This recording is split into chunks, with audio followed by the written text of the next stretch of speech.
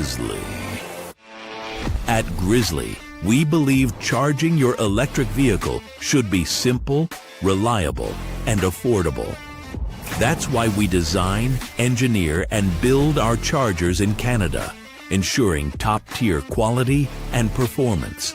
Powered by United Chargers, every Grizzly model is crafted in-house, built to withstand extreme conditions, and tested for reliability.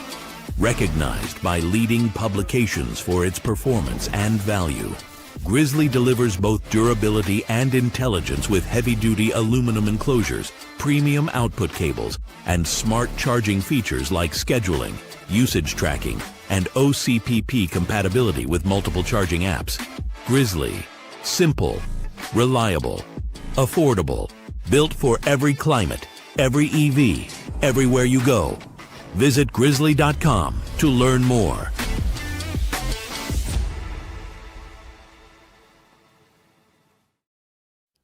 Hello, and on today's show, we're talking about the Volvo EX90 getting a big upgrade, Porsche's product plan pivot, and Telo's 20 million for their tiny, teensy truck, and of course, much, much more. Welcome to the Batteries Included podcast for Friday, September 26th, episode 107. I'm Martin Lee from the EV News Daily podcast. Today, he's back in the studio, Mr. Tom Malogany, senior editor at Inside EVs and host of the YouTube channel State of Charge. Dominic Yoni is on screen as well, a longtime EV journalist and host of the YouTube channel Drive Electric with Dominic, and continuing our run of fantastic guests following last week. Patrick and Liv are back from the Electric Duo YouTube channel. Guys, great to have you back, and thank you. It's early where you are. We always appreciate it. Good morning. We love coming on, even if it means setting the alarm a little early. Well, thank you so much. Last time you joined us, you were changing over from Mach-E Vlog to the Electric Duo. How's that gone? Big rebrand.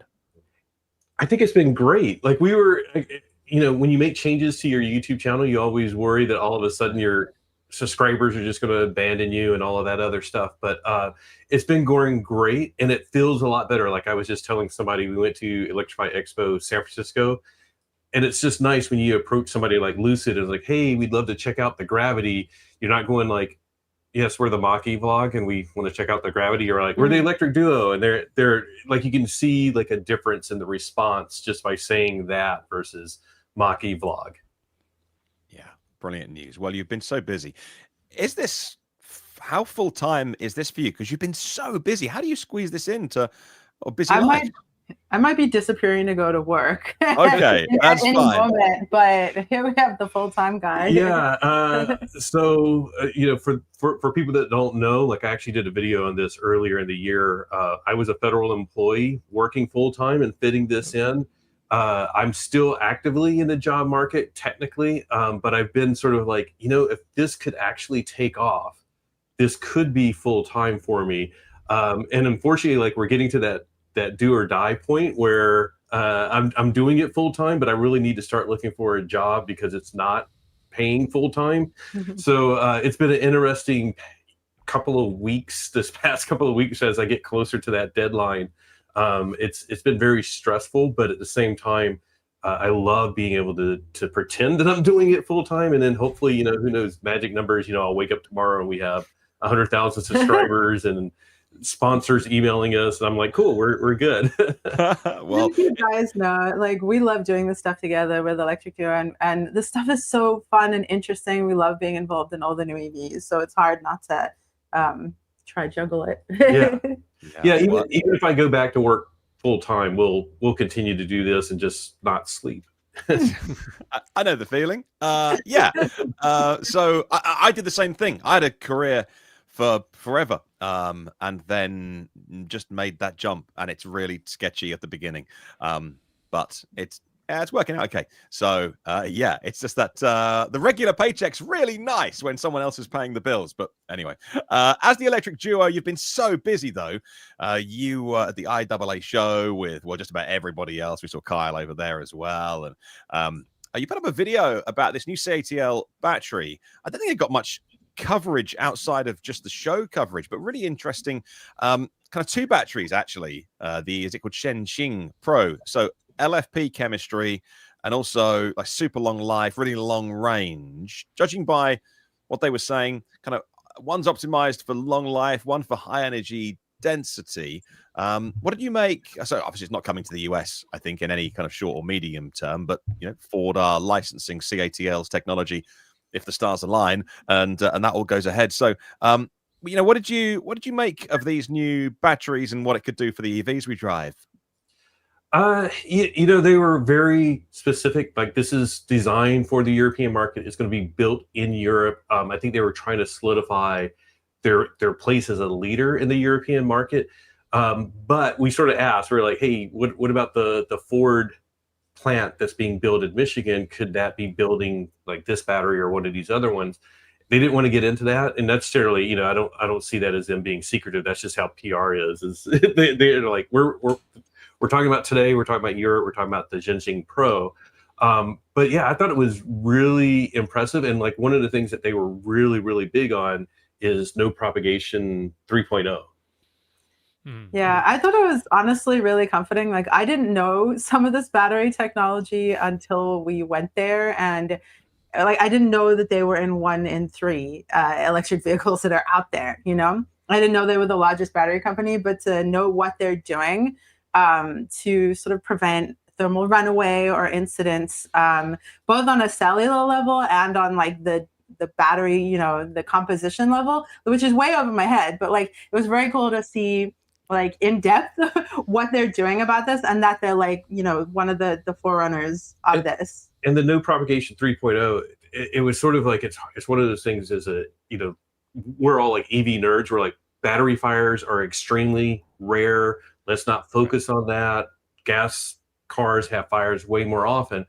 But the reason battery fires make the news is because they'll burn for 2 hours, and it takes like thousands and thousands of gallons of fuel to put them out. Water. But they were saying with no propagation 3.0, you could literally have a thermal runaway event in one of the cells in a battery pack. And they're saying no fire, no smoke. And this is like one of the keys, is that the battery can stay, or the car can stay fully energized for like up to an hour. So like, if you hit something in the road, like we just saw bearded Tesla guy, they hit something in the road. They didn't have battery damage, but like in an instance like that, if it hits the battery, the whole idea is like those cells would shut down. The car could stay at 99.9% powered. You can drive up to an hour, drive 20 miles, get to the nearest service station, and go like, hey, I got these flashing warning lights, and they're like, oh yeah, your battery's damaged, and you had a thermal runaway event on the one cell, but it was contained. We just got to replace your battery. but you don't have the big fire that makes the news across the nation that there is a fire, and your whole car isn't destroyed. Yeah. And your life and all that. Yeah.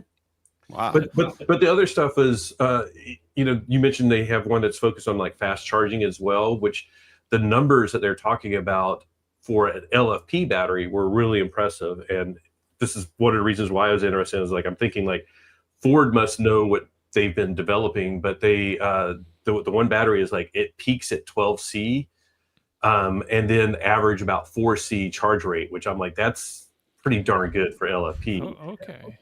Yeah. So I was looking at those numbers, right? So a lot of battery makers in China have been coming out with 10C, 12C, but a 12C would mean like a 5-minute charge. That's the ultimate goal. That's what we want. 5-minute charge, 12C, like true 12C. But it's not. Now they're saying peak 12C, and this is not really how you measure C rates. It's averaged over the time. There's no peaks. But apparently there is in marketing.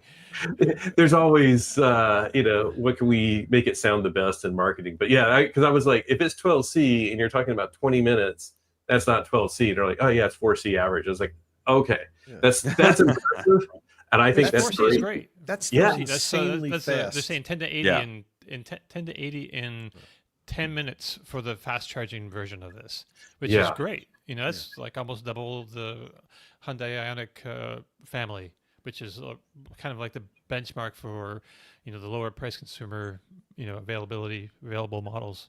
Yeah, I mean, I'm looking at the timer now. We've been live on the live stream for 9 minutes 53 seconds, and the time it's taken us to do the intro before we get to the news, you were charged, right? That's it. So 10-minute charging is ridiculous. Okay, in context, like a 15-minute charge. I mean, Tom, like, Tom, we've said this before, that 15 minutes goes by so quickly. Like a 4C battery is fine.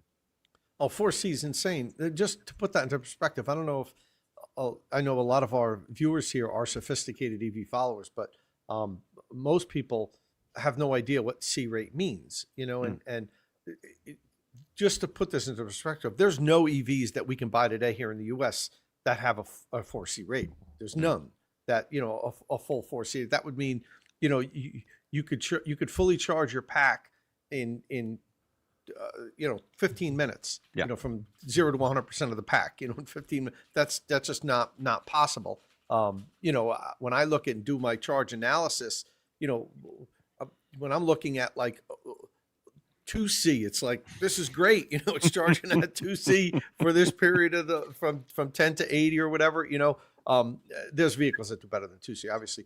But, you know, what we're getting into now, what I'm getting at is we're starting to really make huge advances in charging speeds, where we had incremental advances over the last 10, 12 years or so of electric vehicles out there. But now we're starting to see packs that can accept an extraordinary amount of power in such a short period of time, you know, and that's amazing. What we still don't know 100%, not to throw cold water on it, is what does this do to the longevity of the packs? Yeah. We can have CATL tell us all they want. Oh no, this is going to be great. You know, at 5 years and 120,000 miles, you'll still be at 90% of your capacity. That's great. You could say that all you want. I want to see how these packs last, longevity, charging at these ridiculously high rates. You know, and not saying that they won't hold up, but it's just that is such an extreme amount of power getting pumped into these cells. You know, the thermal management has to be working tremendously well to keep everything cool enough where, you know, we don't have degradation, thermal plating, stuff like that. So let's see, but it's good. It's exciting to see that we're getting these vehicles that can charge so quickly. That's nuts. We should ask Patrick and Liv your top 3. Is there a top 3 favorite vehicles, even just your favorite vehicle that you saw at the show? Because I think the show opened even before the media days with the BMW iX3, enormous range, whole new way of them making vehicles. What were your faves? I definitely have more than 3, but we may overlap. But we're being put on the spot. But iX3 is probably one of my top ones, and it like the specs of it, the size of it, being close to the Mach-E. I'm like, ooh, that's hard to say no to. And I love the design language. I know it's controversial, but I love that. I want to know what everyone thinks about the beaver teeth in the comments. The big ones or the little ones? Yeah. I oddly enough, like one of my favorites is the Ford Puma, but I've always loved the Ford Puma styling and the size of it. So and I got to drive that, so I thought that was really cool. So cute. I think a Ford Puma Rally, and of course the electric side of it would be the best. And then like anything from Avatar, like we were not familiar with the Avatar brand, but they look sexy. Like the car, like all of them look like really, really nice. We didn't focus a lot of attention on them because, to be honest, we didn't find out we were going to Munich until like a week before. And we, of course, you know, we have life and trying to figure out other things. And we were trying to research what we needed to know to be on the ground there. And then we were completely overwhelmed and blown away. And we sort of took it as like, we're preparing to go like to LA Auto Show. This thing, the European auto shows are just massive. The Munich Auto Show is just huge. So many cars, and then so many brands, and not only the brands, but like the models that we don't get over here, like Mercedes and their shooting brake, which that would be my 4th. But I'll let Liv do her 3. I'm team small beaver teeth too, by the way. So yay. I have some weird ones. The Ford Puma, definitely. I'm so jealous that we don't get that. But the Renault R5, super cute little SUV. The materials on the inside were insane, and it's so quirky. Like, I've never seen Renault in person, and so like getting to feel the vibe of the brands that like normally you'd probably, like, Martin's just used to seeing them driving around, like whatever, and we were like, oh, you know, screaming excited. Okay, so the Renault R5 has a baguette holder. Yeah. It's like a 345-pound Euro baguette holder. And I just think that's so quirky and so indicative of what the brand vibe must be. And like the inside was just way quirkier than I thought it was going to be. We saw the Microlino in person. Ridiculous. Both of us fit in actually comfortably together, not like together Yeah. at the same That's time. a three-wheeler? No, That's- 4. Is it four-wheeler? Yeah. Oh, Is it's it? they're Yeah, close it's four. together, The track of the narrow wheels is quite a narrow track. So, Very but yeah, tiny. it's a Yeah. four-wheel vehicle. Yeah, that's been kicking around for a long time. And that project's been a long time coming. Did you see the hot version of the Renault 5, the Alpine A290? Yes. Yes. Yeah. Really nice. I like it. So nice. It's very expensive, but I mean, we've got so many vehicles because of Renault, Nissan, kind of Mitsubishi alliance. Not really what it used to be, but they still work together. So we've got so many vehicles over here that you don't have, even from Renault Scenics and stuff. And Stellantis as well have all those cars you would have seen. And obviously, when I talk to the US audience that mainly watch this podcast and listen to it, you know, you look at what Jeep are doing and you think, well, Stellantis is in the toilet. They've made some bad decisions with combustion, relationship with dealers in the US. In Europe, I'm not saying they're firing on all cylinders, wrong phrase for an EV podcast, but it's so different. We've got so many small Stellantis cars from like 20 to 30,000. The Citroens are really, really good. And you got the DS, which are the nice versions of Citroens, and so many vehicles like that you don't get. So I forget that sometimes. I'm really glad you got to see them. Oh man, and I do have to give a shout out for one that we are gonna get though, the Kia EV3. Like Kia had some bangers out there. They had the EV3, EV4, EV5, and the PV5, which if anyone doesn't know, it's based on their platform beyond vehicle, like modular platform. You can get a wheelchair ramp like on base. Obviously, we're not getting this in America. So bummed.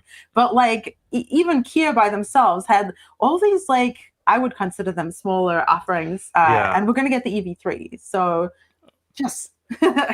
supposedly yes, no. Hopefully, like, probably. I was looking last night because Dominique and I were prepping for the show, and and it was like EV3 yes, but then you saw it was like maybe not, and then I think everything is wait and see. Yeah. Right. Yeah, I was saying that I don't think it's going to become, because that's a low margin car. Like the cheaper the car is, the less margin there is, the less money there is to make on it, and with tariffs, if it's not made here, I don't know if they want to use a small car as a loss leader. It's not like a halo car. We're getting the EV4, but only the sedan version though, right? Yeah. The EV4 though, it did have like something that I know a lot of people, we're talking about like some of these features that the Chinese cars have. They're like a little quirky and fun, but it had like your infotainment could be themed. So they had like the Marvel characters while we were sitting in it. And they're like, when it comes to the US, you can pick like your favorite NBA team, which I'm like, it's cheesy, but it's like, these are the type of things that we've heard about in some of the Chinese cars, like just fun, quirky stuff that I think is going to make it appealing to people of like, oh, cool. That's an extra added feature. I don't care less, like turn off everything, but it's fine. I want a baguette holder. That's all. I know. That's all you need. All you need in life. You got a car with a baguette holder, you've made it. Yeah, Kia EV3 has been my absolute family pick. It's the new Volkswagen Golf. So if someone says, what should I buy? For a long time, you say, well, look at Tesla because they've got it so sorted. But at the moment, if someone just wants a do everything car, Kia EV3 is not too big, not too small, not too expensive. It's got the 2 battery sizes, which they like to do with their models. Get the battery that you need to carry around with you. If it's a city car, don't go the big battery, but look for the finance deals as well. And that price around 30,000, plus or minus on spec and stuff like that. It really is. If you have one car in your driveway, or at least a family car, another way of getting around, whether that's an e-bike or whatever, a second car, that Kia EV3 is such a good pick. And I see so many of them around here now as well. They look great. So glad you got to see. Glad you got to see that. And we did get to drive it, and that's something that it's sort of like going back to why these cars are so good for Europe is like driving in Munich with the different size cars, because we test drove like 4 or 5 cars, but it was like EV3 was like perfect size, you know. And we were following at one point like one of the bigger SUVs that somebody was test driving, and you could see like around every corner they're like, oh no, this is tight, and we're like, People, obstacles, roads, yeah. Yeah, absolutely. And I'm glad you like the Ford Puma Gen E. So that was, it's ridiculously efficient. First of all, it's 5 point something miles per kilowatt hour. It's has been sitting at around 30 grand, which is too expensive because there's cars at 20 grand here that are comparable, sort of, not exactly the same. But you can get Vauxhall Fronteras. The Renault 5, which you love, is low 20s. Renault EC3, BYD Dolphin Surf is a segment lower. But Hyundai Insta, probably a segment lower than the Puma, but they're all 10 grand less. And then there's a UK government grant now, £4,000, plus Ford have realized it's not a 30k car. And so you can have that for 24 now. And I think the Puma Gen E at 24 is a really compelling buy. It wasn't when it was more expensive, because it's when it's 30, go buy a 1-year-old Tesla Model 3 and you'll get a much bigger car and you get a much better EV.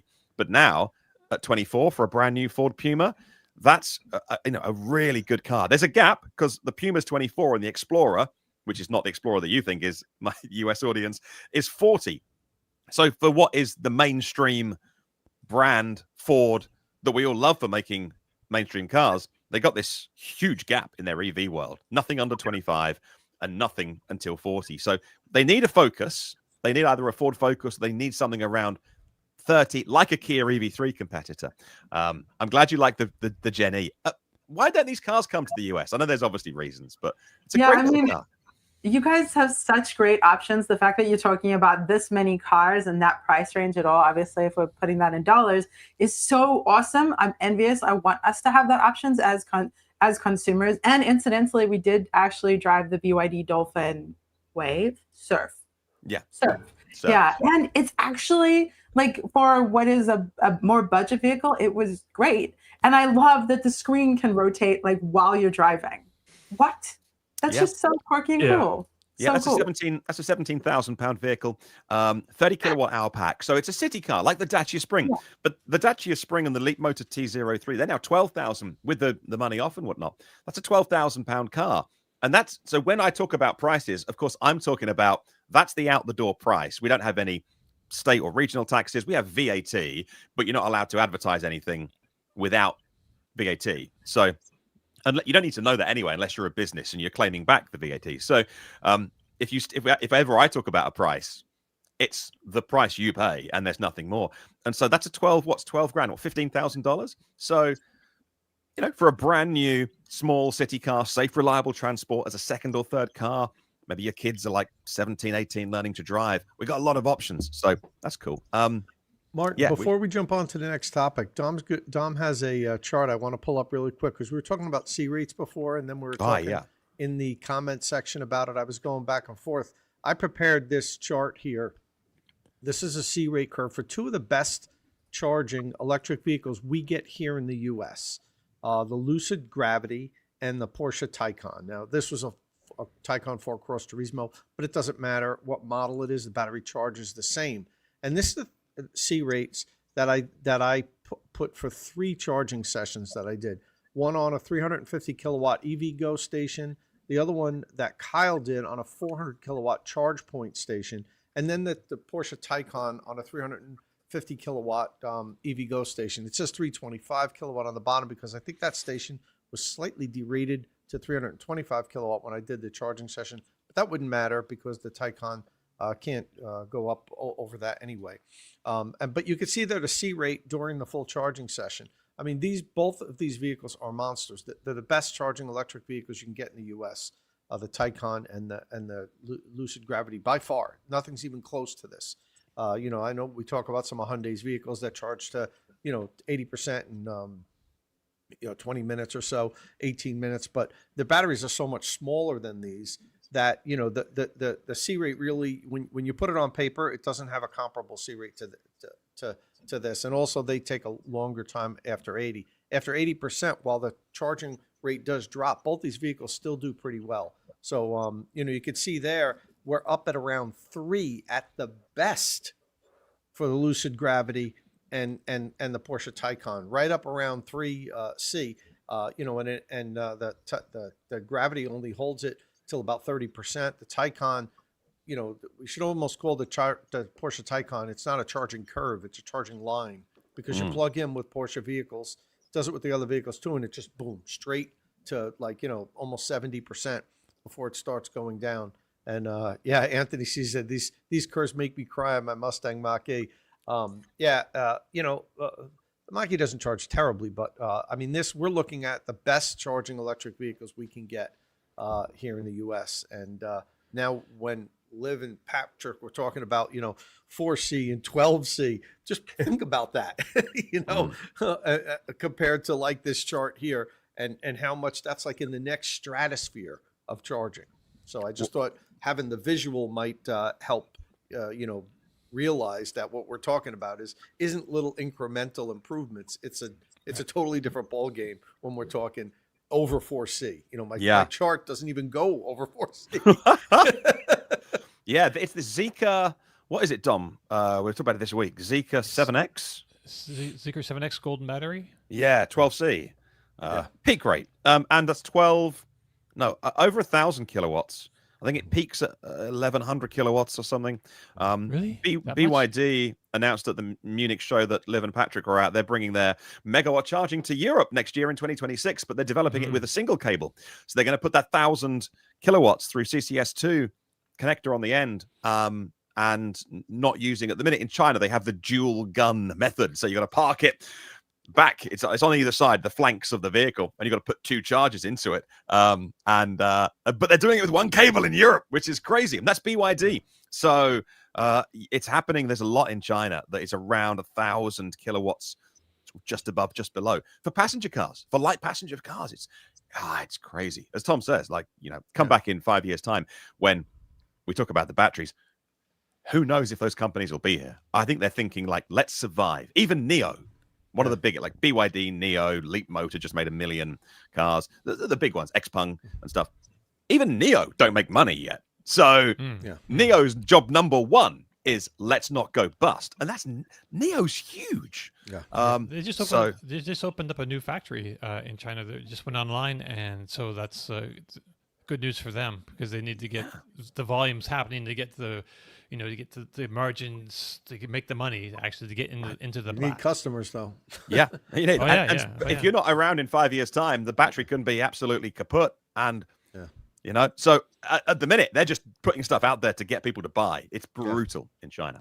And I just want to pull up this one comment from No Penguin No Mayo.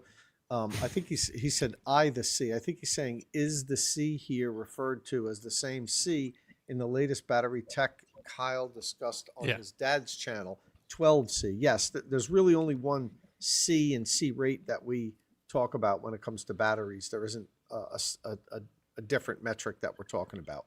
So, I don't know what Kyle was talking about with 12C. I guess he must have been referring to some of the new same battery. This Shenxing Pro. Yeah. I didn't see that video that Kyle was talking about. I assume that is the battery he was talking about. But, we don't, that's not something that we here in the U.S. get or will get anytime soon. Yeah. Right. In terms of stuff that we don't get, though, we don't get Rivians yet. We've just started to get Lucids, not right-hand drive. And they probably won't make a right-hand drive air or gravity. They'll probably do right-hand drive in the next 50K car, according to the interim CEO. But you do get other things. Telo is one of those brands that you may get that we may not. Well, you may never get it because it's not even a thing yet. They've just raised another 20 million. Telo Trucks is the tiny, teensy-weensy truck that's got a big bed. And this is, Dominic, you've been to see them at the product reveal. So many car companies had big promises and so many have gone bust already. They've also been at Electrify Expo and raised another 20 million, which, God, I hate to say it. I mean, it's a lot of money, but that is just a drop in the ocean to getting a car company up and out there. Dom, you've actually been to see them. Yes. What do you think Telo needs to do to get a vehicle out there? Because they're not going to sell a ton of these. It's quirky. It's really small. It's got a big bed. And you were impressed, weren't you?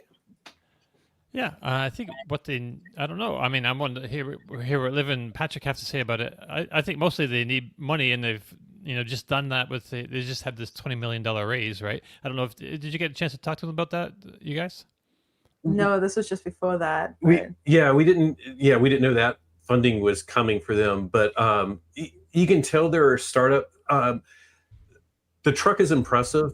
The thing that impressed me about Telo was like, and we'll just go ahead and say like we are like 10 miles from Aptera, and they have like this huge building. I wouldn't say fancy offices, but it's like decent offices, but like a huge building where they're like, we're going to do manufacturing here. And they've been, since we moved out here for like 2.5 years, it's like this very nice facility.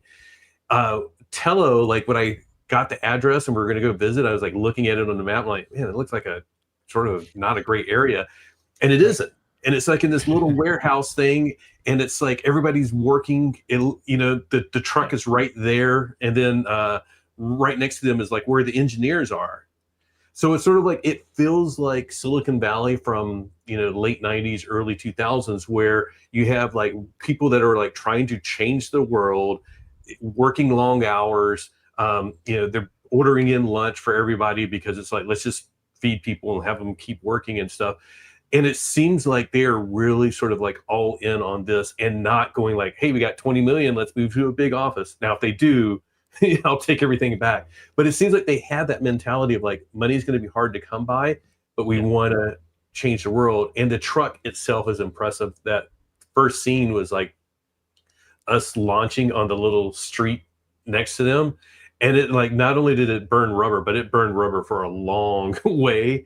But I think what's more impressive, Liv, in her other role, she reviews gas cars and reviewed a Tacoma. You want to talk? I was like, let's try a couple gas cars just so we're aware of what else is out there. And it's really hard not to look at them as worse. So I reviewed a Tacoma, and I think the article went a little, I write for a Girl's Guide to Cars. So I think the article actually went a little viral because I couldn't get my prosthesis in the back seat. If you don't know, I have a right leg prosthesis, so it's hard to bend. So the Tacoma has these big seats, everything about it is honking, and I couldn't fit in the back. But then on the Telo, I could actually get my leg in the back, which I was very surprised about. Like, the whole experience of playing with Telo was a little bit of disbelief and incredulity. Like, I'm like, I just still don't understand quite how they're doing the engineering, but it's actually spacious. Like on the inside and the rear and front, it does not feel cramped. I'd say it feels more spacious than the BYD Dolphin. Oh yeah, I think they say it actually has more interior room than the Tacoma. And the other thing that impressed me, and it's like we actually just did this video, and somebody in the comments are like, I had a reservation for a Cybertruck, but with the price of the Cybertruck and then seeing the Telo, they canceled that because they're like, when I wanted a revolutionary truck, this is more it of what they're looking for. It's like such a small footprint, but such spacious size. The other thing that impressed me was like everything.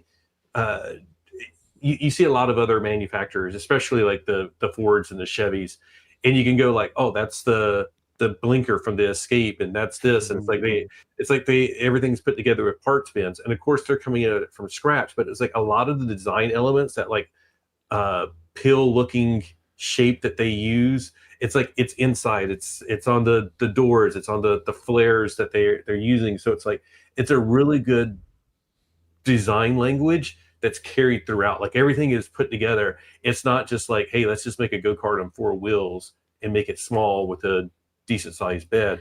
They really thought of a lot of good things. But they also stated that they were sort of spending their energy and intellect where it was best spent. So like their multimedia system is provided. It's a box, whatever, like white label multimedia system. They're not sort of investing in that. They're investing in the actual design of the vehicle, which I think obviously they're succeeding at. Like there's a lot here.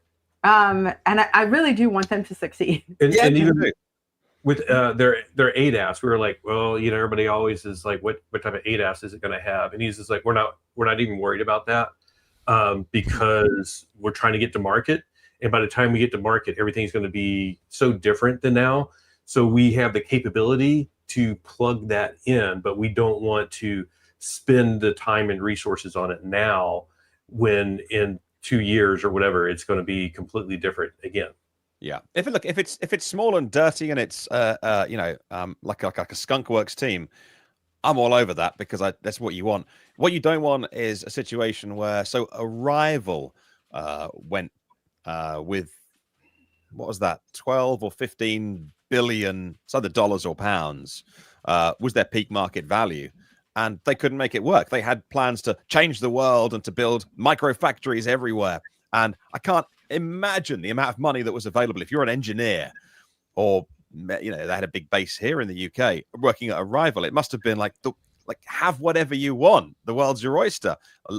And that didn't work out. So I think that's one of the biggest examples of just like capital destruction in the EV world, because how did they mess that up with so much money?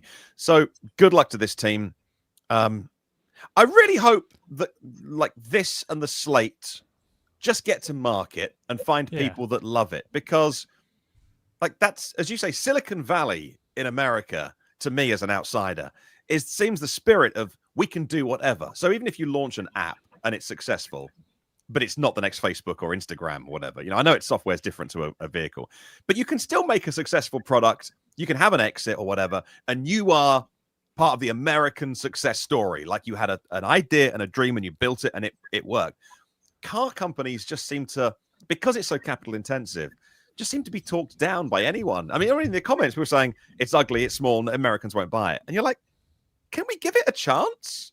Like, can we just see if it works? I want it to work so badly, just because it's innovation and it's exciting. I think there's so much fear with not just if it works, but if it will work sustainably, because this is such a big investment, second biggest of our lives oftentimes. So knowing that what you put your money in, there's that Tacoma, by the way, that I couldn't get my leg in. Yeah, that's crazy. It's absolutely crazy. Just big old seats, and this actually had room.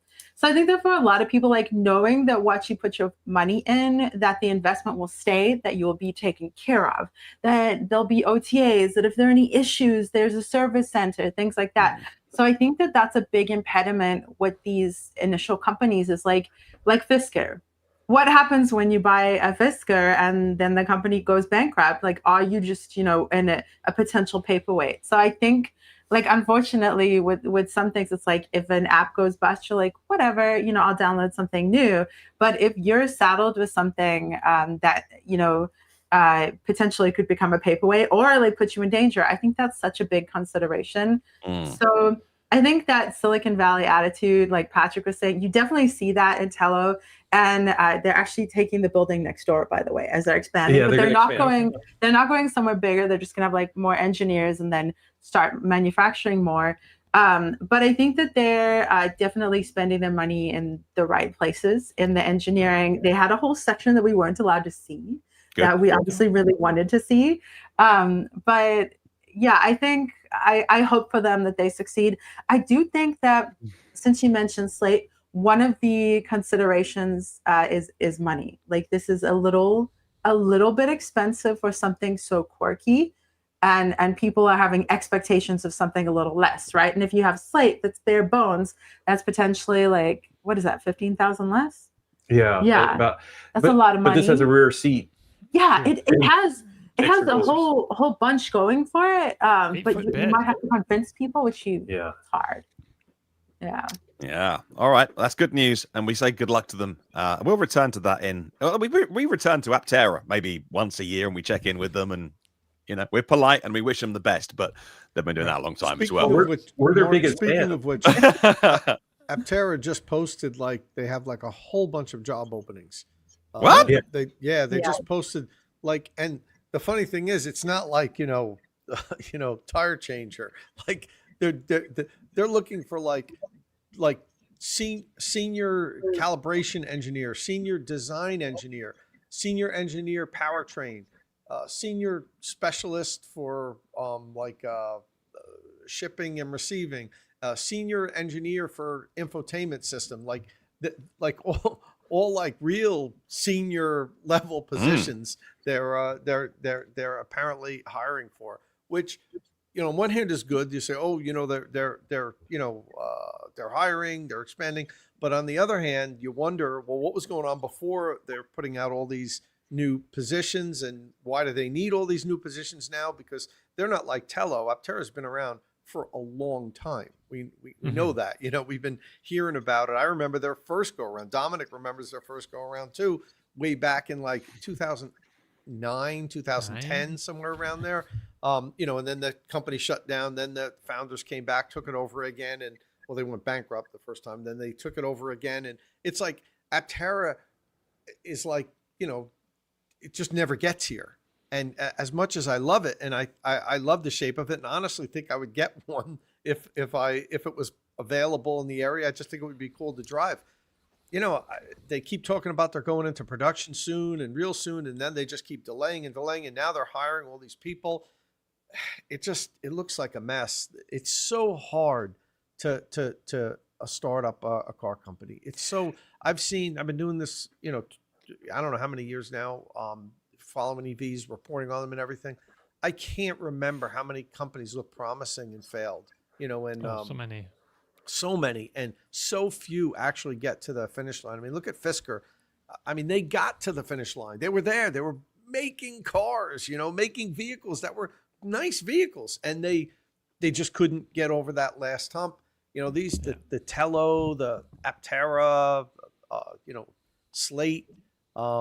I don't know. I think we'll be really lucky if one of those three actually make it to market, sell vehicles, and last a couple of years. I'm not even saying last forever, just a few years. So we'll see. Yeah. Will it be Telo? I don't know. It's a cool little vehicle, but I don't know. I don't know if any of these companies are actually going to sell cars. Yeah, Right. absolutely. Well, They're all innovative, though. They all have their own innovations, and that's kind of what you need to be successful, and a good price point.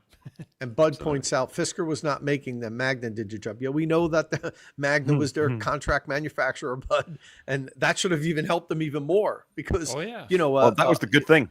That was a good thing, So, but they were producing vehicles. Fisker, Yeah. The company was producing, selling, delivering vehicles to customers, and they still couldn't seem to make it. So they seem to do it the sensible way, Tom. They didn't say we're going to build a factory, right, and spend $3 billion on a factory. They went to one of the best contract manufacturers, and Magna. They make the the G Class and plenty of the Jaguar I-Pace in the electric world, and many more, and have done for a long time.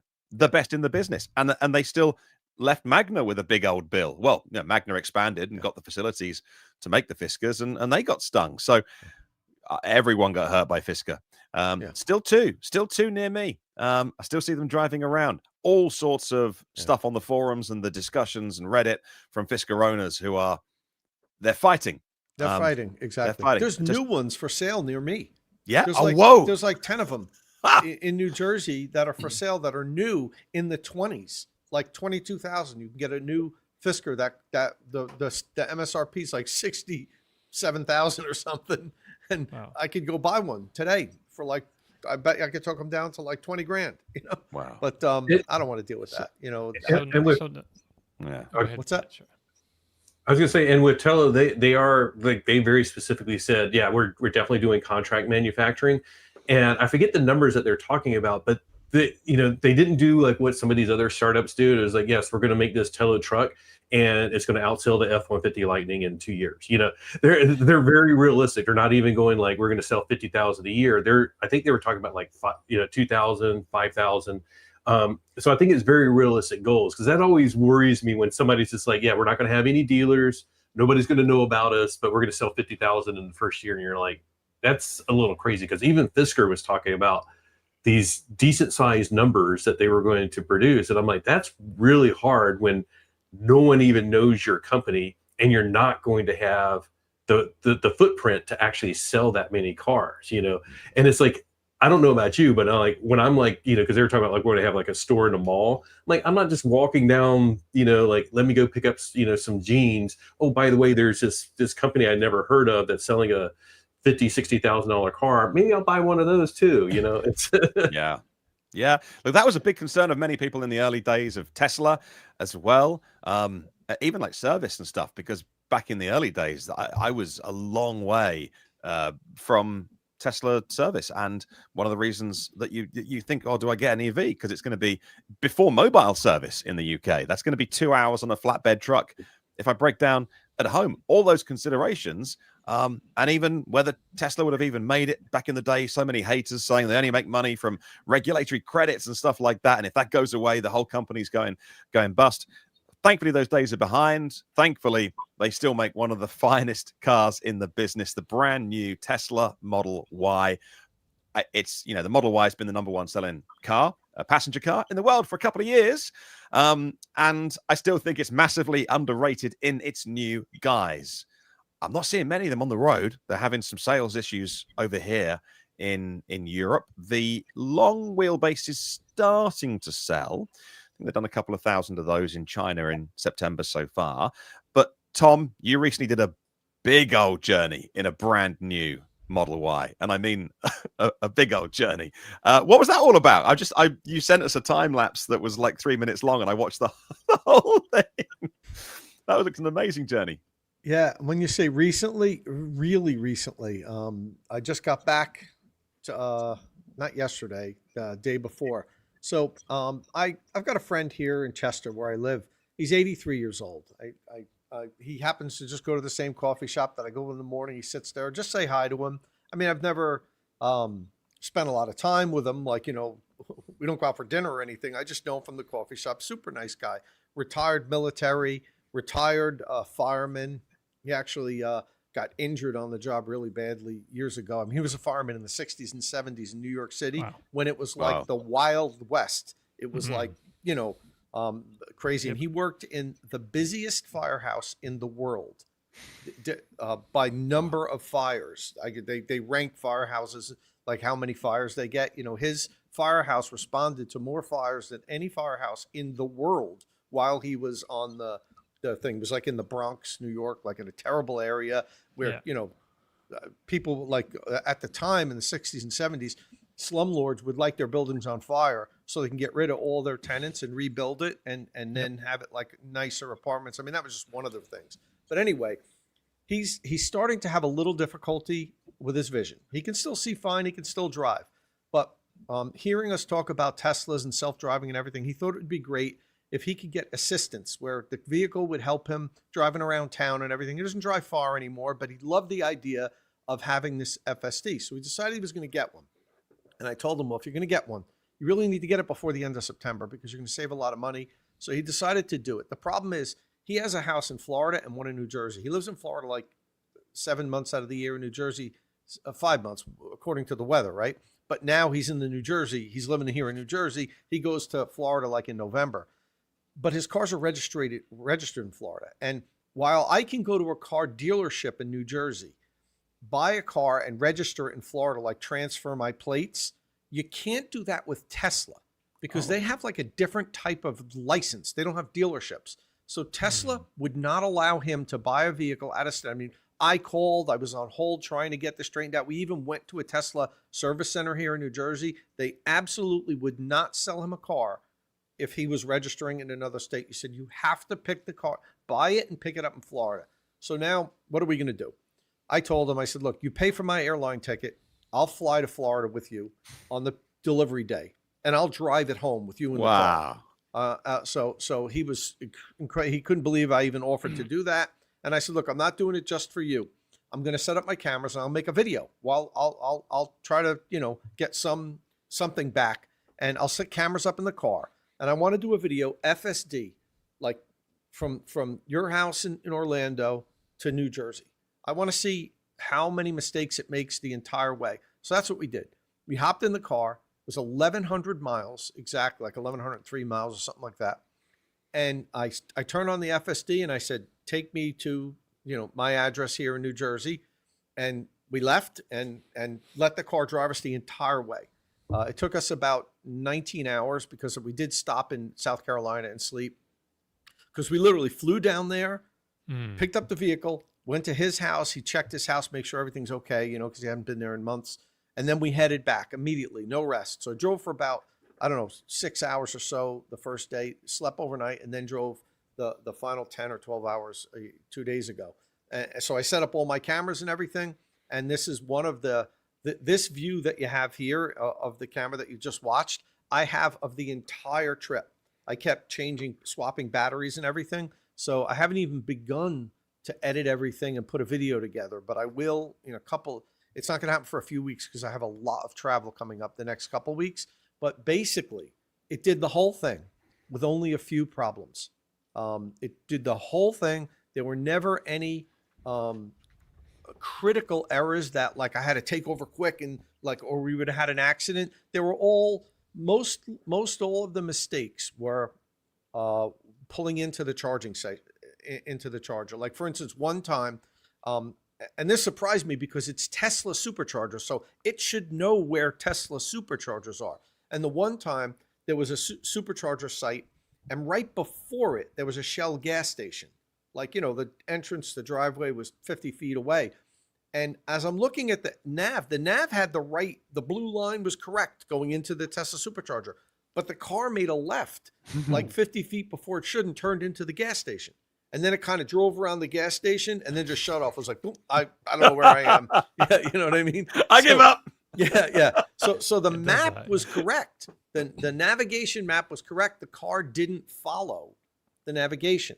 That was one thing. There were a couple other times where it just, one time it drove by the entrance into the parking lot of the supercharger. It decided, like we were coming down, instead of making a left across traffic, which was legal, into the parking lot, it decided it was going to go straight down, like turn right, turn right, turn right, turn right, and then turn right again into the parking lot, like make like a weird circle that it didn't need to do. And I said, okay, I'll let it do that.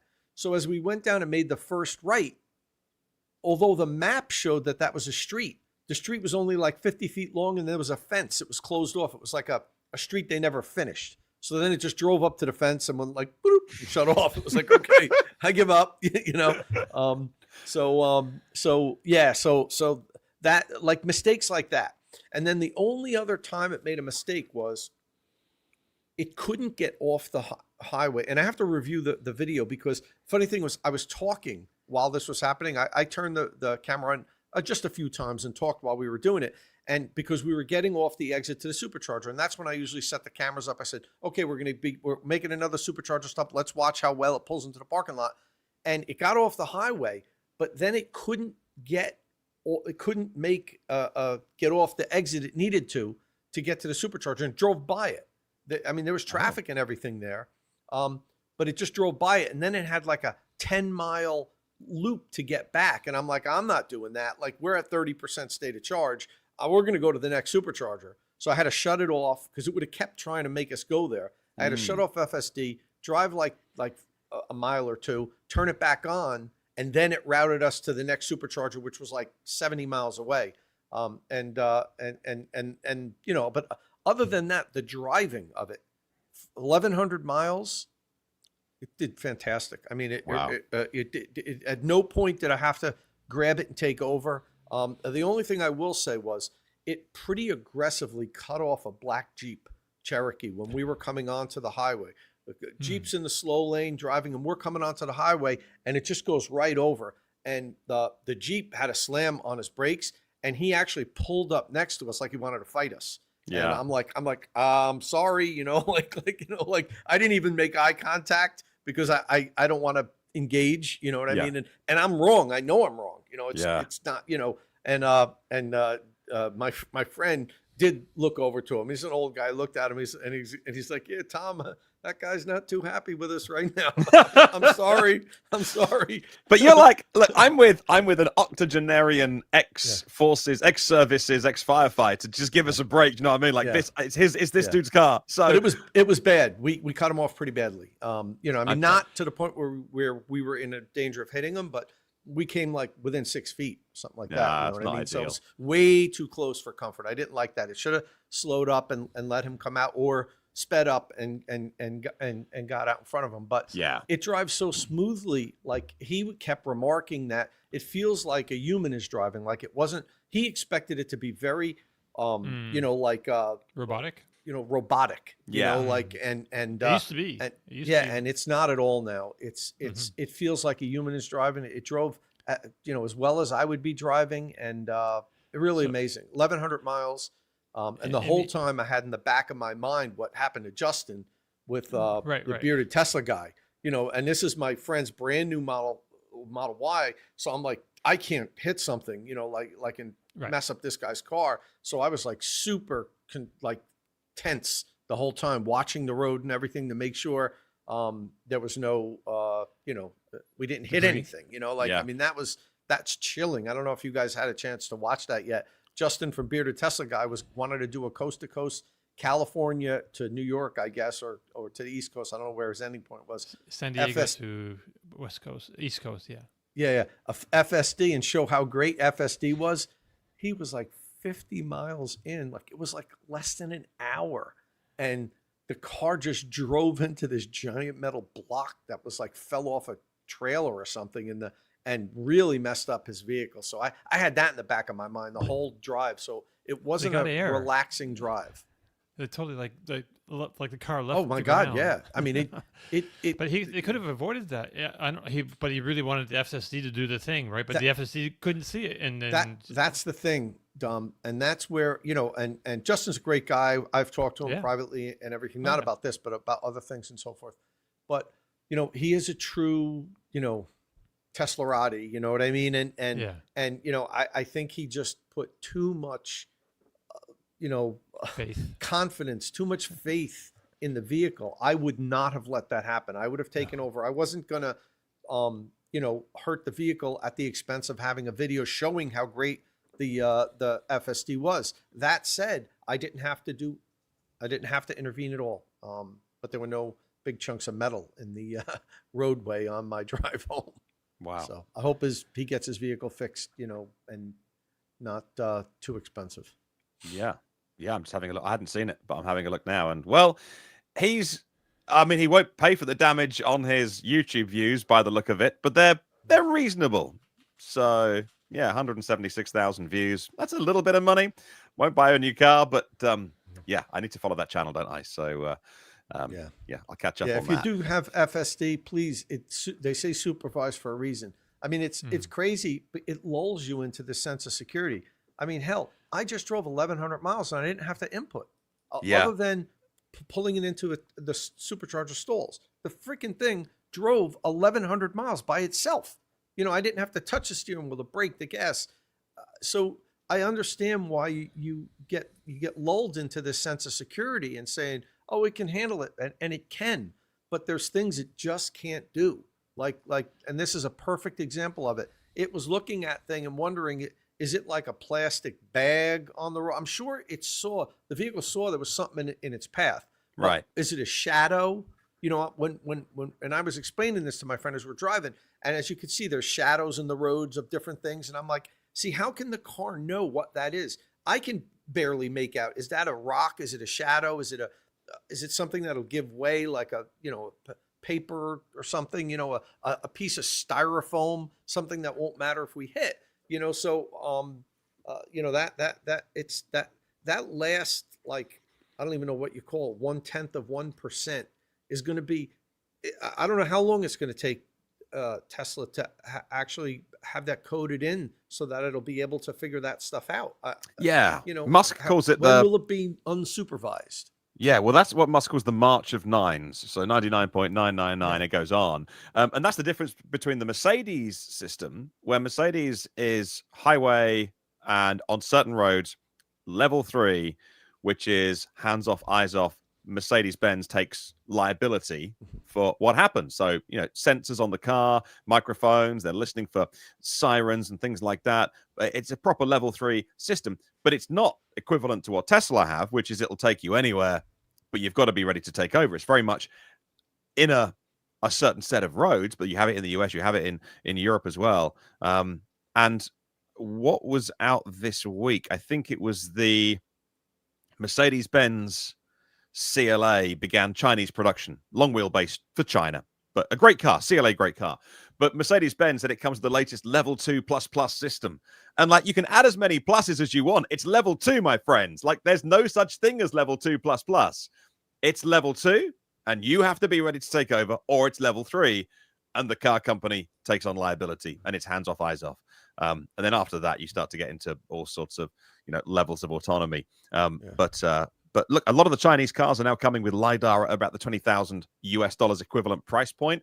And so LiDAR has come down from when people will remember Mr. Musk hasn't really talked about LiDAR. I don't think so lately, but back in the day would be like, we can do this vision only, LiDAR isn't needed, and what have you. And the Chinese car makers will say, look, it no longer costs thousands of dollars per sensor. Now it's very high resolution and very, very low cost. So why wouldn't we have LiDAR? Because it can see what the human eye can't see. Tesla's backed themselves into a corner. Look, if they went with more sensors, I think we'd all get over it. Life's too short, but you do get the feeling they're going to want to try and do this with just vision only. But it's that, as Tom says, it's that last bit, isn't it? Yeah. Will it just keep getting better, but never be, will FSD never get to true level 3 and 4? Will it be accepted as, well, this is good enough? It'll do 99.99999% of everything, but you always have to pay attention and be ready to take over. I don't know. I don't see how it can get over that last, 0.0001%, of use cases. Just really quickly to your point of the Chinese manufacturers, that's except for Xiaopeng, which is also vision only systems.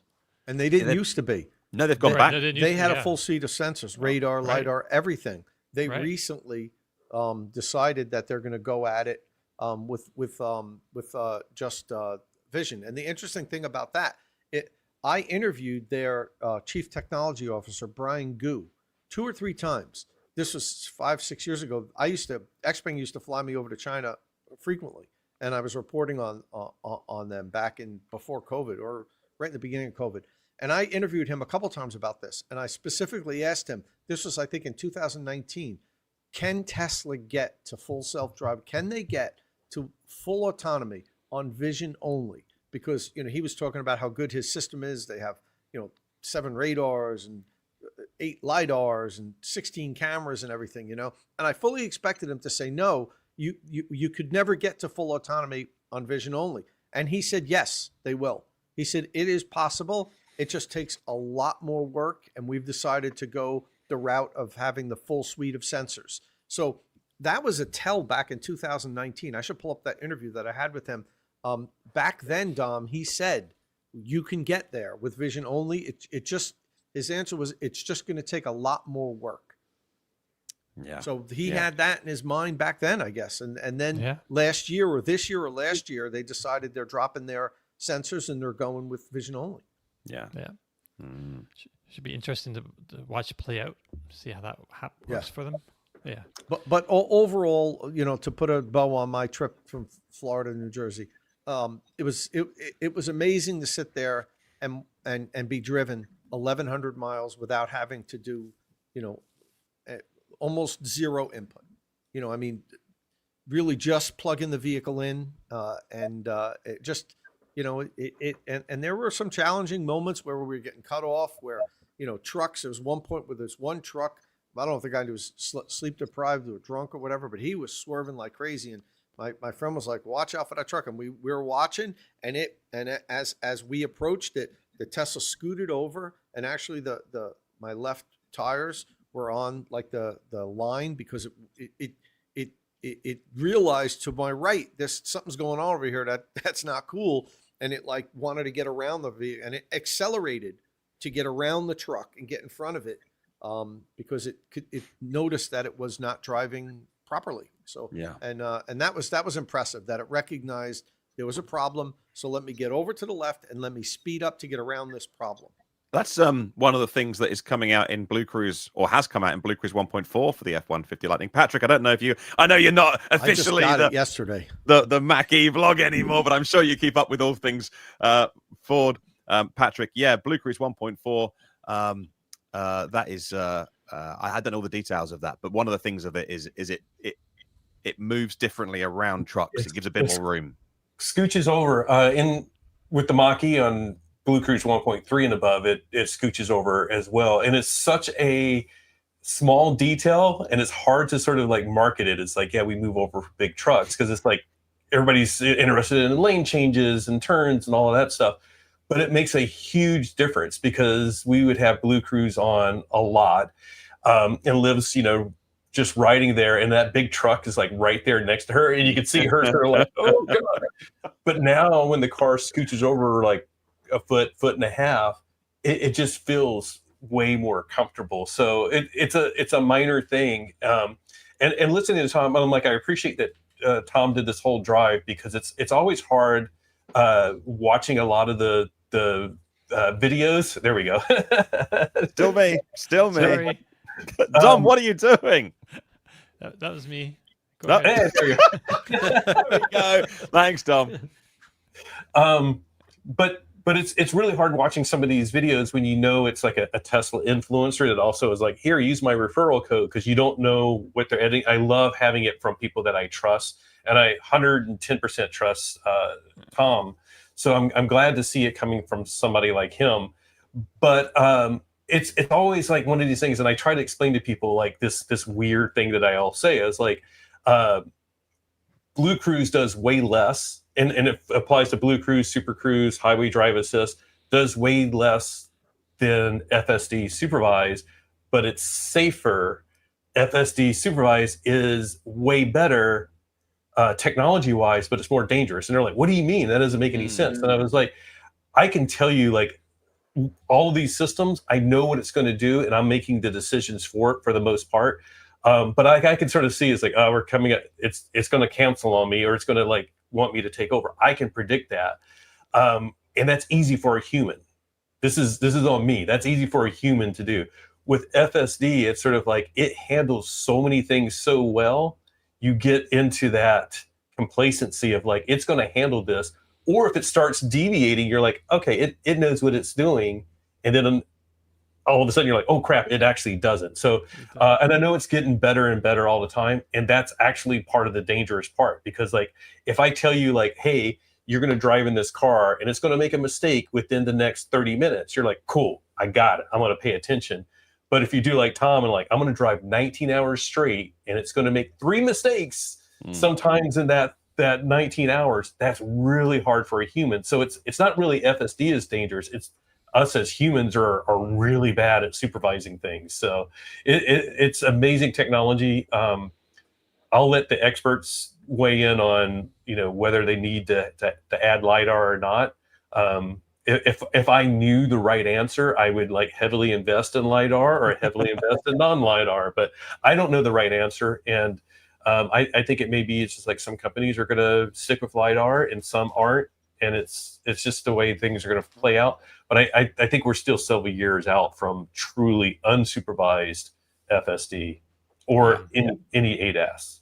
Yeah, and you know what? That's fine. Yeah, I think you've hit the nail on the head, is that so many people who are anti either the CEO or the company, whatever, will always go, but he said it will do this.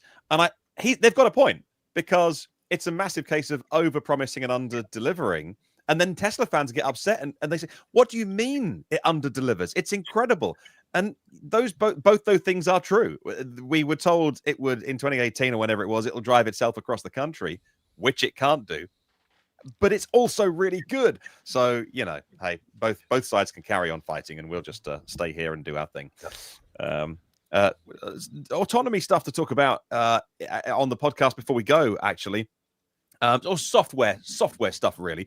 So Volvo are updating the EX90, and that is getting quite a quick hardware refresh. We'll get onto that in a moment. But Tom, let's talk about Rivian first of all, Tom, before we go today, because actually there was a single sourced report came out from Germany, Manager magazine, which said all is not healthy with the Rivian Volkswagen partnership. That's famously got co-CEOs of that joint venture. And so this single report from a single source, like I say, said that things are bumpy at that joint venture because Volkswagen have effectively said, oh, we need to do some more combustion vehicles for a little bit longer. And Rivian have effectively said, we got no interest in rewriting all of our software for combustion and mini explosions and liters of fuel per hour or whatever, and there's tension and it's not going well. But also, co-CEOs, too many chefs. I can say that because I'm an idiot podcaster and probably just offend loads of people saying that. But maybe you have one boss. One of those co-CEOs is been on this podcast before, an incredible engineer, Wasim Ben Said, Rivian's chief software officer as well. So he wears two hats. And Tom, this was not the topic that you got into on your video, but you were talking about the Rivian software update, which also featured an interview with Mr. Ben Said, the chief software officer. So, Tom, very quickly, what makes this Rivian update a really big deal, apart from all the Volkswagen stuff? Anything that Rivian owners or even maybe people looking at those vehicles should know about? So first of all, it depends if you have a Gen 1 or a Gen 2 vehicle, because the different generation vehicles got different improvements. The biggest difference, well, they all have both versions got a bunch of bug fixes and performance improvements, like faster touchscreen and faster response and navigation stability, better commands that you can send to the vehicle while the vehicle is asleep. When the vehicle goes asleep, to conserve energy. In the past, it was difficult sometimes to send it commands. They improved some things like that. There's enhanced audio settings. And the big thing that both vehicle gets is smart charging scheduling. And, Rivian talked about how I think it was 80-something% of their customers charging, maybe it was 75%, I forget, somewhere around there. It's in my video, of their customers charging gets done at home. And they have that data because they can see where your vehicle's charging and so forth. But not a high percentage of their customers are using time of use plans to save money. So, anybody can do this themselves. They can contact their utility, find out what time of use plans are available, sign up, then schedule the car or the charging equipment to only charge your vehicle during that certain window where you could save money. And in some instances, it could be significant. All the different utilities across the country have different rates and different time of use plans. So I can't say, oh, you'll save 20%, because it depends on where you live. Some people will save a lot, can save 50% of their electric vehicle charging. Could be hundreds of dollars per year, if not close to $1,000 per year if you drive a lot. So you could have always done this by yourself, but Rivian's making it easier by basically, if you sign up for this plan, like all you'd have to do is sign up at your utility and say, yeah, I want a time of use plan, and check that. And then you turn on this new smart charging scheduling, and the vehicle will, based on your specific utility, it knows your zip code where you live and what utility is providing you electricity. It will look at the utility's plans and schedule your vehicle's charging to optimize your cost savings, because some time of use plans have different tiers during different times of the day. It's not just one tier like midnight to 6 a.m. They'll have different rates during different times of day, and so the vehicle will figure it all out for you and plan your charging accordingly. So that's pretty good, and that was really what I really wanted to talk to Wasim about, because that was the biggest, let's say, new thing that was done in all the vehicles. Gen 1 and Gen 2 Rivians get this. But then Gen 2 vehicles also get a improvement, a new feature in the enhanced auto assist. It's called co-steer. And that's not completely different from what we were just recently talking about. You're driving down the highway, and then there's a big vehicle on your right or your left, or there's you're in a construction zone, and there's a cement barrier that's right on top of your lane, and you just feel uncomfortable because the highway assist, like the other 8Ss, typically try to drive you right down the middle of your lane. And that could get you a little bit close if a truck is coming towards you. And Patrick just talks about this with Blue Cruise does this. Blue Cruise does this automatically. It'll scoot you over a little bit away from a fast move or a big vehicle or something like that. But what the new co-steer lets you do with the Rivian is you can take the wheel and just scooch over a little bit in the lane if there's a truck or something that you don't like, and it won't disengage in highway assist. In the past, the Rivians, and I have an R1S, was very sensitive. If you were on highway assist driving down the lane and you turned the wheel a little bit while it was driving, you heard that the audio announcement, like the beep that you've disengaged highway assist, and it would automatically re-engage once you like held it straight and you were in the lane, but it would quickly disengage. It felt that, okay, for whatever reason, the driver is grabbing the steering wheel, so there must be something that he wants to take over. He or she wants to take over. But with this new co-steer, it gives you play. As long as you remain in your lane, it will let you scooch over to the left or to the right. I think once you exit the lane, it's going to disengage. But so I think that's a good feature. To be honest, it would be better if it did it automatically, like Blue Cruise does, where if there's a big something that you don't like or something's coming close to you, it automatically moves you all the way over to the other side of the lane. It doesn't do that, but it's the next best thing. It allows you to just give a couple more feet away from that big truck that's wandering close to your lane, and without disengaging highway assist. That's cool.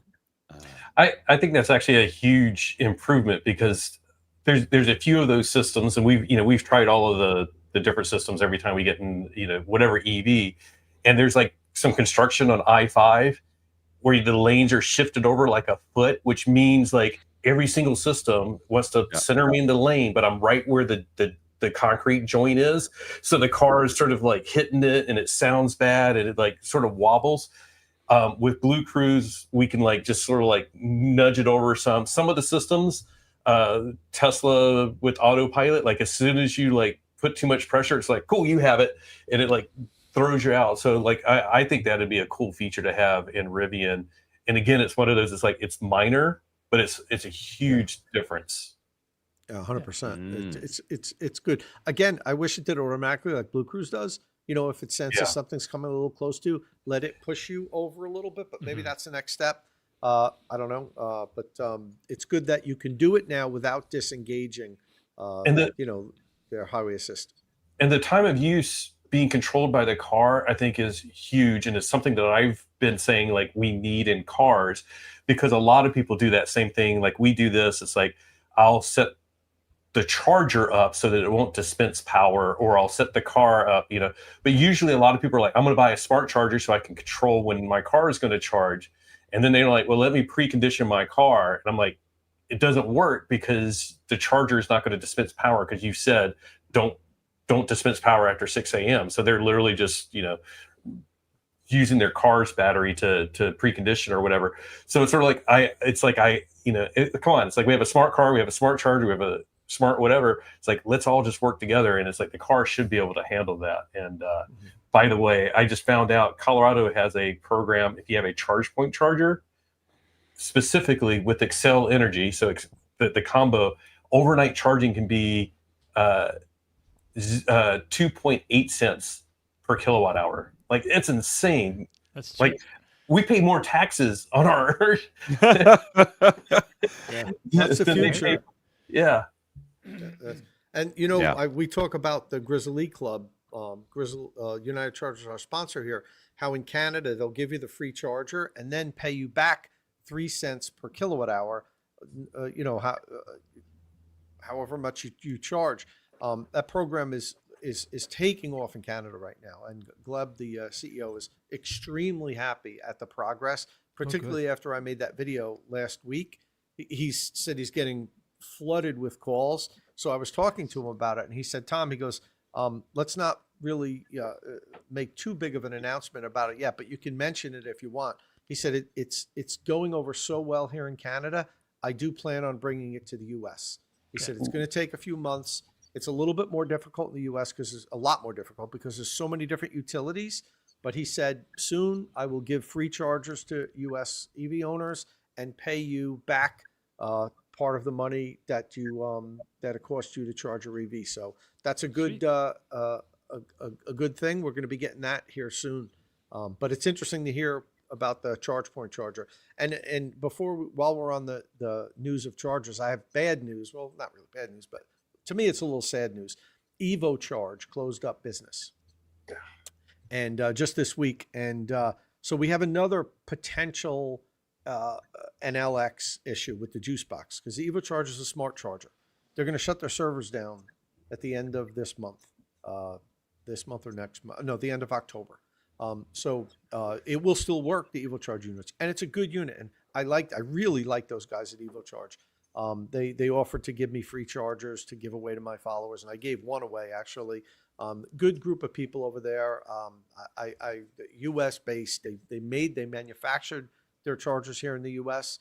And I really feel bad that the company's going under. But there's already at least one company that's going to provide the software transition. So if you do own an EvoCharge, you'll be getting an email if you haven't already that says, hey, our servers are going to be shutting down the end of this month, but here you can direct your unit to this charging software and still have smart charging features and an app. So I just wanted to announce that. That's unfortunate. This is going to happen. The market's going to start thinning, particularly here in the U.S. Because of some of the changes we've had recently. It was going to happen anyway. There's so many different charging companies out there. They can't all survive.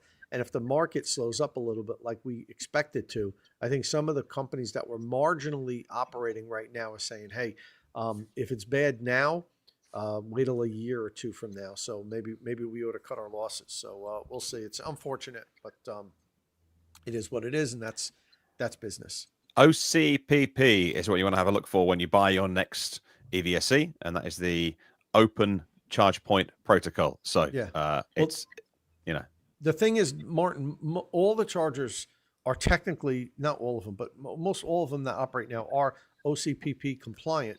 But that doesn't mean that the company will allow you to direct the charger to another server. Like the NLX juice box was OCPP compliant, but its software was locked down to only talk to NLX servers. So they had to they had to open it up, or you couldn't. That was the difference with what United Chargers was talking about with their chargers. They would just allow the customer to just direct it to another app if they wanted to. You can't do that with any other charging equipment. All the other companies, including EvoCharge, has to allow it to be opened up for another charging software provider, which they have. They're saying, okay, we're going out of business. We will. Now, I mean, you can imagine what would happen if a company like ChargePoint, who's been in kind of financial distress for a little while, if that happens to a ChargePoint with the amount of charging equipment that they have out there, it'll be a catastrophe. And, I'm certainly not saying ChargePoint's going to go out of business, but I'm not saying it's not impossible for them to go out of business. They're not doing great. And that would be that would be NLX times 100, the problems that would create if ChargePoint were to say, hey, we can't make a run of this. Our servers are shutting down. Yeah. I hope that doesn't happen. No, of course not. Right, we'll change the description of the video because we might not get to all the stuff that we promised at the beginning, but there's always other weeks, there's midweek shows and stuff, but we will get, before we go, to the EX90 news. And if, I know not everyone's buying a Volvo EX90, but we can talk to the larger issue of cars coming out before they're fully baked. The EX90 has had issues. One owner who spoke to Inside EVs, again, one owner who's just really peed off with the company, was calling it a dumpster fire inside a train wreck. Like, she was really unhappy. But I get it. If you spent $90,000 and the car isn't ready, it's different than if you bought a Volvo EX30, which is a cheaper proposition. That also wasn't fully baked when it launched. There are issues with the EX90 with CarPlay and phone as a key issues. I'm not minimizing it, by the way, because the lady that spoke Inside EV said that she would have to hold the key card next to her door. And if it's raining for 30 seconds, 60 seconds before the car would find it, that's not okay on any vehicle. A $90,000 Volvo top of the range, that's not okay for the brand. However, Volvo have heard, and they're updating the existing EX90s. So when they launched the ES90 Saloon, all singing, all dancing, 800-volt architecture, our latest, greatest. And they just launched the EX90 on a 400-volt platform and with all the old stuff. So anyway, they obviously can't change. They won't do a buyback of the car and give you a new one. But the new Volvo EX90s are getting new hardware, new software, and the ES90s underpinning, which makes perfect sense. Existing cars, however, will get a computer hardware upgrade and a software upgrade as well. Tesla have done this in the past. Sometimes customers have paid Tesla to do that when they're a smaller company and could do that. The new hardware is the NVIDIA Drive AGX Orin-based core computer. Besides being more capable, it will hopefully allow Volvo to add more autonomy over time as well. And like I say, the new cars are physically different. I mean, the best benefit of the higher voltage will be faster charging. We don't know an official 10 to 80%. 155 miles added in 10 minutes. I'll take that.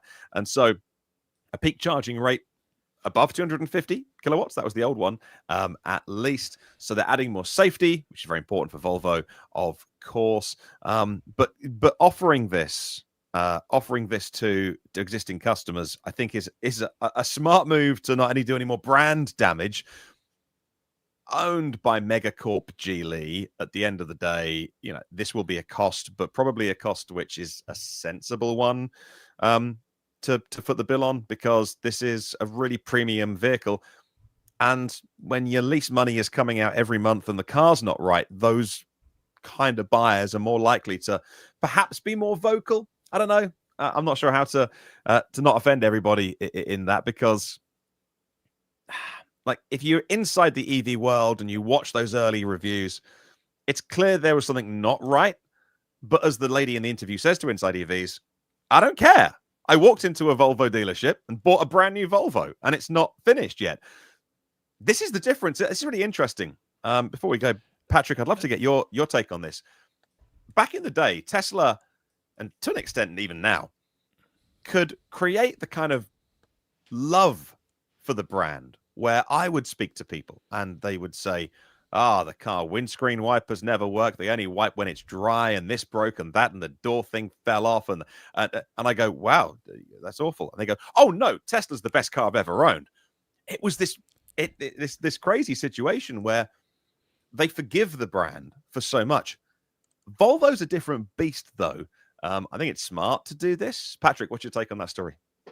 You nailed it 100%. It's like somebody that's buying a Volvo isn't going like, let me buy this quirky car and I'll get it updated or break a couple of things, and that's cool. And that's the way, like, we know so many of our Tesla friends that they will complain about something, and you're like, if that were a BMW or whatever, they would be like, I'm taking it back.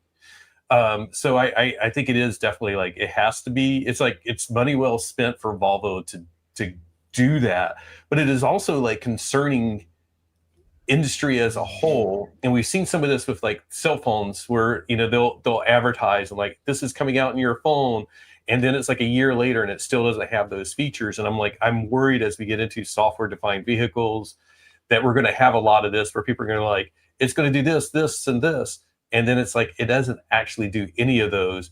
But there will always be that marketing promise is like, oh, don't worry, it'll be an over-the-air update.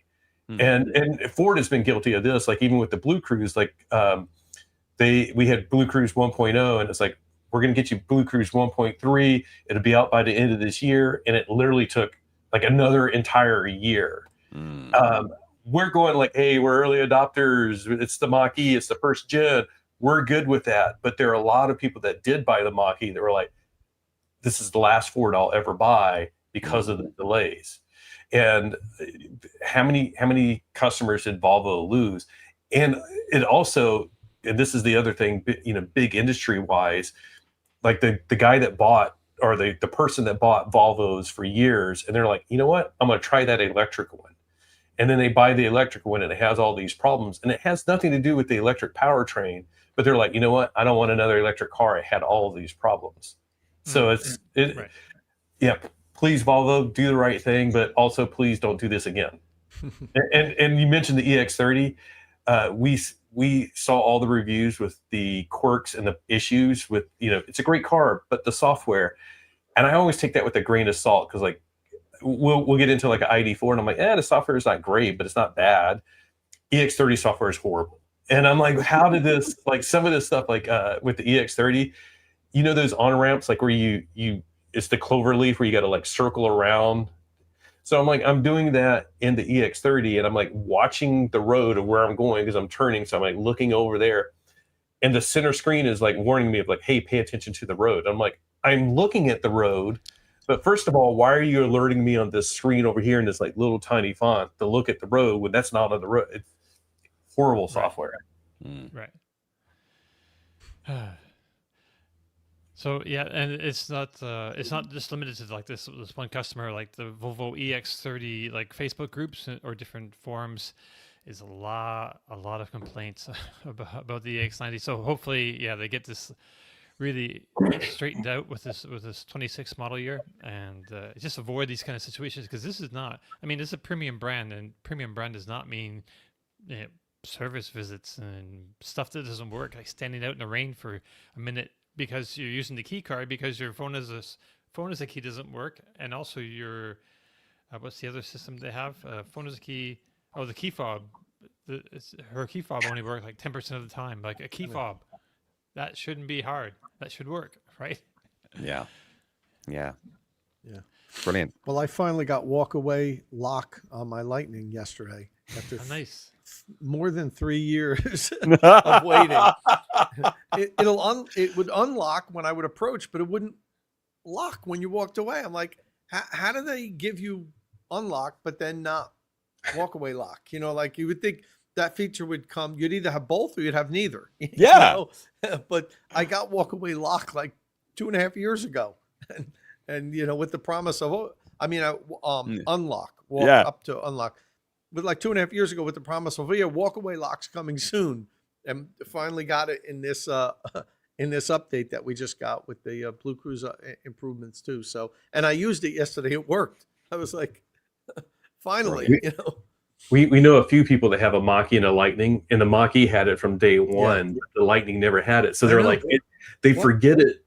That it doesn't work on their Lightning, and they would walk away and they'd come back like, oh my God, I forgot to actually hit the lock the whole time. Yeah. I mean, like I said, just for that purpose of, you know, not needing to bring a key or press buttons to unlock and everything, the lock and unlock system should always be packaged together. It shouldn't give you one and not the other, because it could also lead to you making mistakes and forgetting about it. Like if you're used to just walking up to the vehicle and getting into it, you would be natural that you just walk away from it, you know, without doing anything. So that was weird. But and I was a real vocal, you know, I don't know what you want to say, but you know, not proponent or opponent, but I'd been giving Ford a lot of you know, issues with grief with that. Yeah. Every time I talk to them, when we talk about doing like some type of pressing, whatever, I'm like, and when am I getting walk away lock?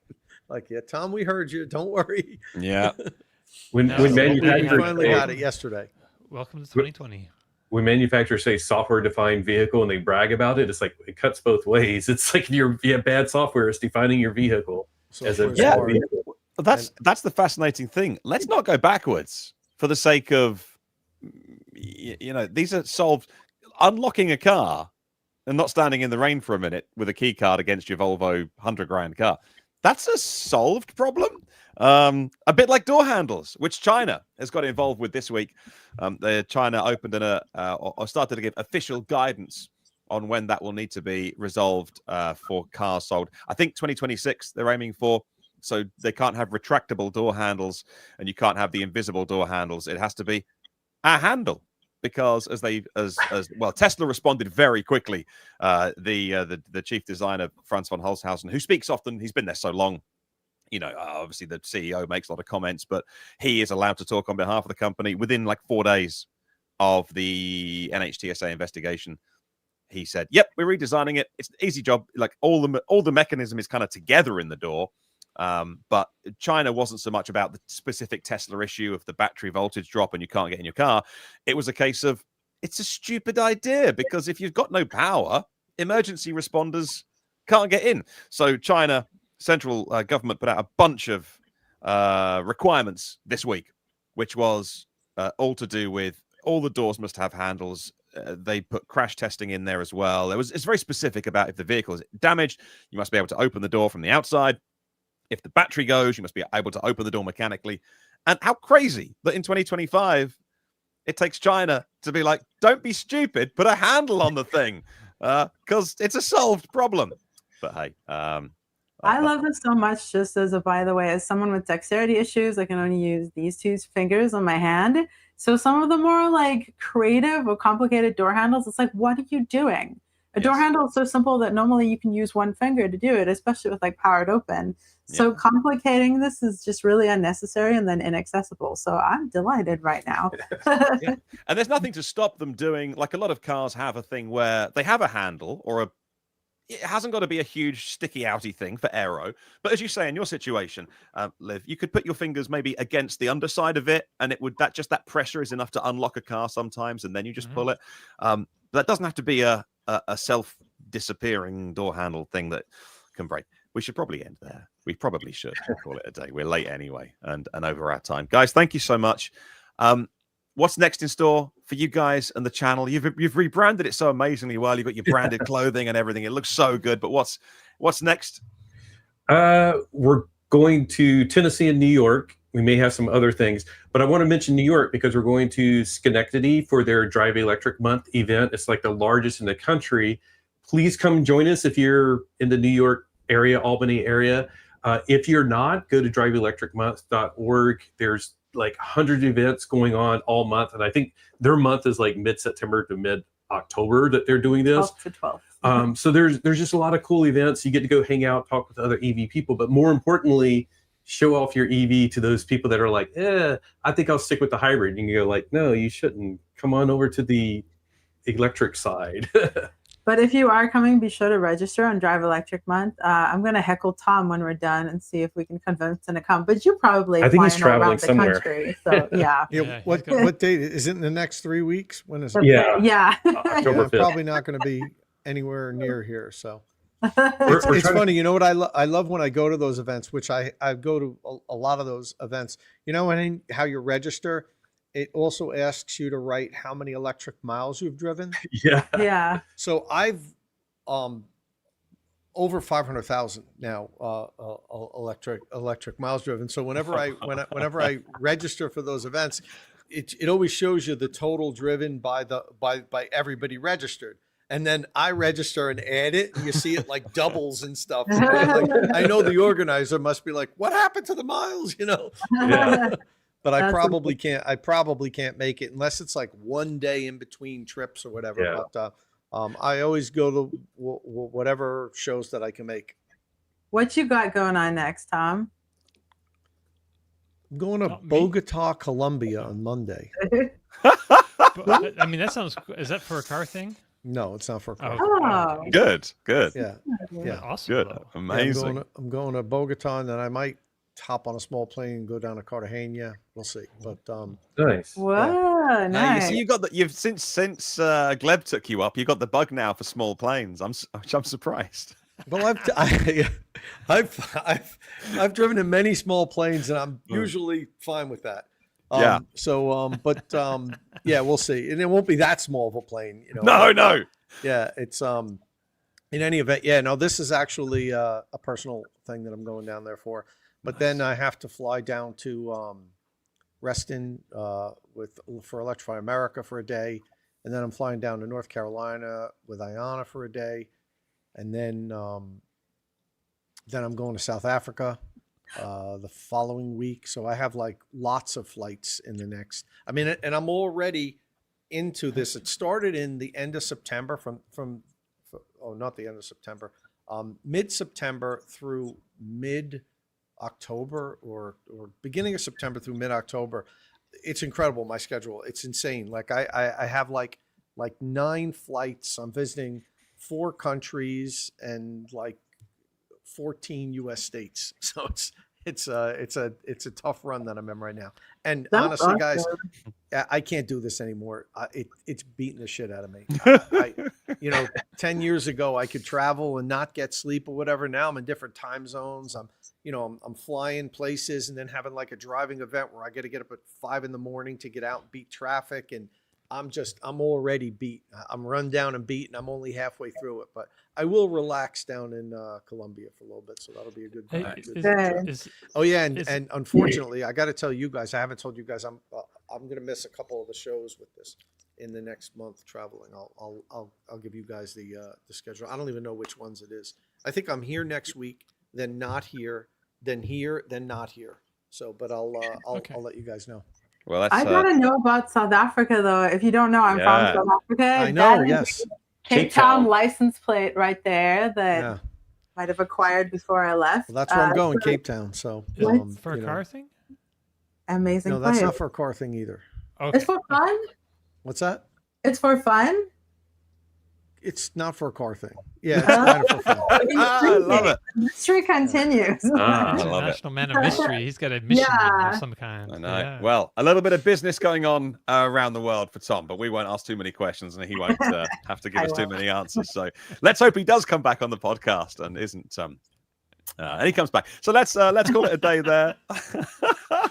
You're going to say incarcerated, weren't you? No, I wasn't saying incarcerated. I wasn't. No, I was watching the return of Kimmel this week, where De Niro took on the role of the the sort of that FCC role.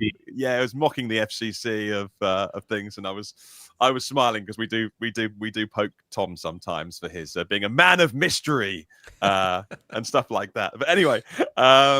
He's channeling his inner De Niro. I love it. So, all right, that's the podcast. Thank you so much for listening, for watching, for subscribing, for taking part in the comments, because we can't do this without you. We absolutely love it when we see you joining in. And, big audience again this week. So thank you so much for joining us. And please share the podcast as well. If there's somebody who, is into EVs, wants to learn a little bit more, get involved every week, ping them and send this on and say, hey, here's a podcast. Always helps grow the show and spread the word. You know the deal with hitting subscribe and the like button and all that kind of stuff. It really helps us grow the podcast. Thank you very much for joining us, and we will see you all again very soon. Hey, Dom, say ciao. Ciao.